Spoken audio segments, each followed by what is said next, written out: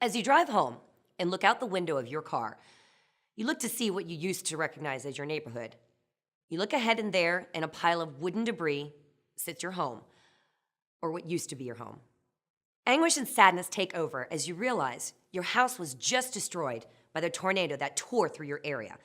As the tears well up in your eyes, you see a truck with the familiar logo driving toward you. The volunteers offer food, water, a hug and understanding, and information on where you can at least sleep for the night. We see this on TV every day, and there is much more to this organization. Disaster and emergency response, health and safety, first aid, CPR, swimming lessons, armed forces emergency services, and blood services. If you do not already know what organization all of these services and that familiar logo belong to, you should. It's the American Red Cross. The American Red Cross is an organization that has established itself throughout history as one of the best known and most important nonprofit organizations. Today, I'm going to talk to you about the American Red Cross. Although we cannot discuss everything, I will briefly discuss some of its history and founding, discuss the various departments, and how it runs. The first thing we need to know about is its history. According to the American Red Cross website's Significant Dates in History page, last updated in 2013, the Red Cross has a very long history in the United States. It was founded by Clara Barton in May 21st, 1881. They celebrated 130 years May 2011. It took many years to campaign on its behalf before it became an organization. And it was originally founded to aid in disasters. The website timeline states, September 4, 1881, the first disaster, a Michigan forest fire that left 125 people dead and thousands homeless. The response effort brought aid and supplies. 1909, the first nursing service was established with the military in case of warfare. 1910, first aid was introduced as a National Red Cross program. April 14th, 1912. Did you know the Red Cross in New York City aided the survivors of the Titanic? 1914, Red Cross Life Saving Corps created first station in Pablo Beach, Florida. From 1917 to 1919, the Production Corps was created to give support during World War I and war from that point on. This was the first time women were in war to help hospitals and aid stations. December 7, 1941, a day which will live in infamy, Pearl Harbor. Red Cross nurses were on the scene within minutes after the attack. 1941 was also the first year of the blood donor service for the military. The National Civilian Blood Donor Program was marked in 1948.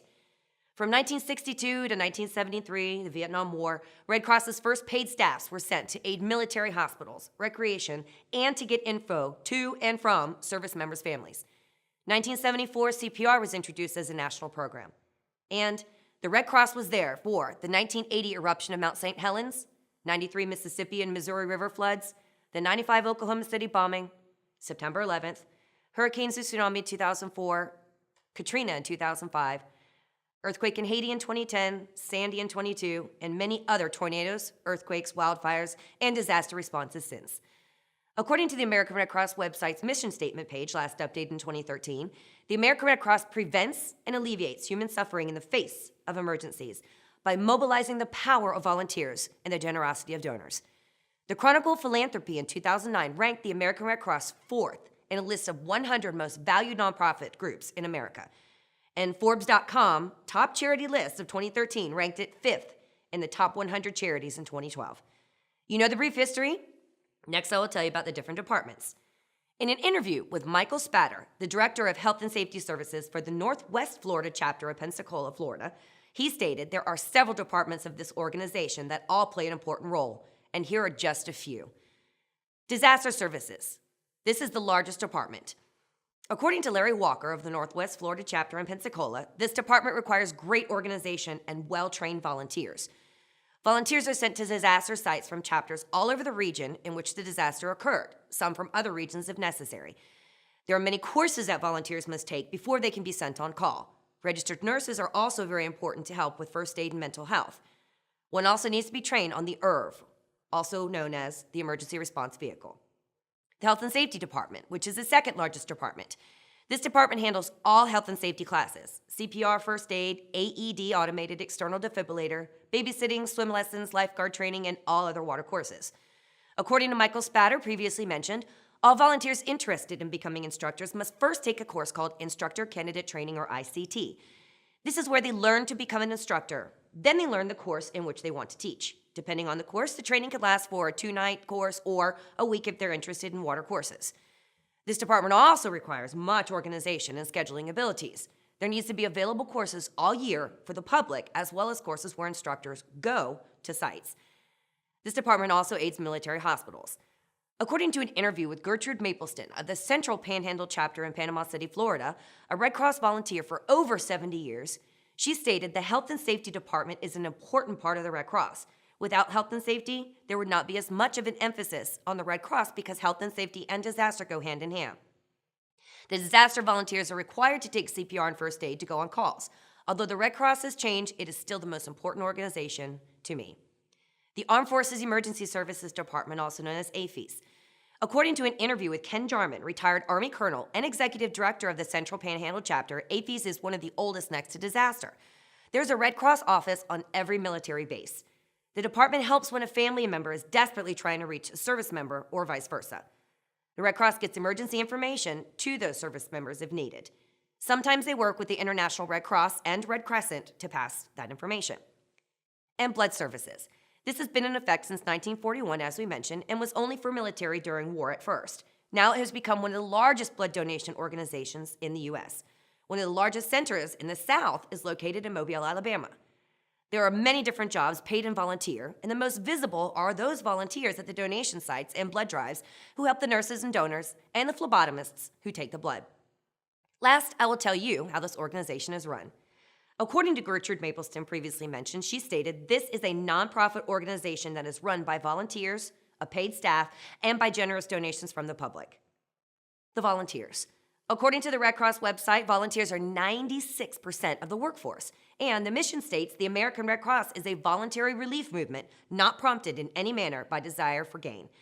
The Red Cross is a volunteer-run organization, and they have duties internally as well as externally.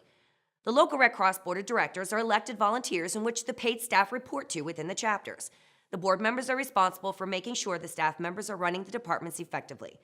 And the board meets once a month to review the chapter happenings, and sometimes they meet more if necessary. The paid staff. Paid staff are responsible for the day-to-day running of the chapter. There are directors of each department that organize the volunteers and report to board members. Each staff member has their own individual duty that helps the whole, but all pull together in major disasters. The paid staff are hired by the executive directors of the chapter, and the executive director is hired by the board. The executive director is the direct link to the board. And the donations. Since this is a non-profit agency, the Red Cross primarily relies on donations from generous citizens, and they also get grants from private organizations and companies. For over 50 years, they have been a United Way agency in which the United Way gives funds for day-to-day office and administrative activity. And sometimes they do get government and federal aid. According to Forbes.com top charities list, the Red Cross has a 76% donor dependency and received $956 million in private support in 2012 alone. Today, I discussed with you information about the American Red Cross. I discussed its history and its founding, the various departments, and how it runs. As previously mentioned, the American Red Cross is an organization that has established itself throughout history as one of the best known and most important nonprofit organizations. So think of the hurricane and tornado relief when food and water is handed out by volunteers, with nurses standing by to offer first aid and mental health support. That person who needed CPR because someone took a class and became certified. That soldier, airman, Marine, or sailor whose family needed to get information to them, or when the Red Cross needed to get information to their family. Or that person whose life was saved because you donated blood. All of this is possible by one organization, the American Red Cross. When help can't wait.